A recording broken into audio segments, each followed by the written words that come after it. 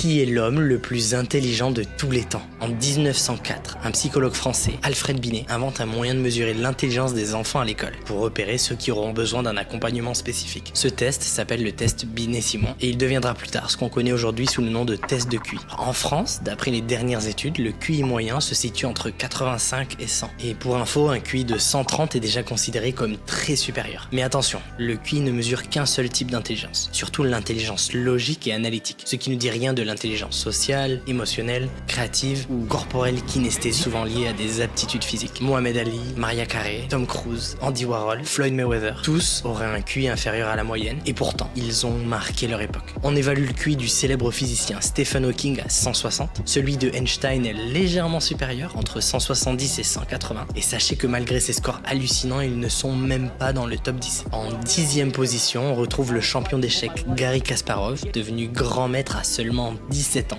avec un QI de 190. En 5e position, on a Shohei Yano, un jeune américain diplômé de l'université de Chicago à seulement 12 ans. En 3e position, Marilyn Vos-Savant, avec un nom pareil aussi, une journaliste américaine avec un QI de 228. En 2e position, c'est Terence Tao, un Australien médaillé Fields à l'âge de 31 ans, avec un QI estimé à 230. Et en numéro 1, vous êtes pas prêts, un Sud-Coréen peu connu du grand public, Jong-Hoon Kim. Son QI officiellement mesuré atteint 276. Il ne manque d'ailleurs pas de s'en vanter sur les réseaux. Everyone, this is highest IQ man Jong-Hoon Kim from South Korea. Le score est tellement élevé que beaucoup pensent que c'est une grosse fraude.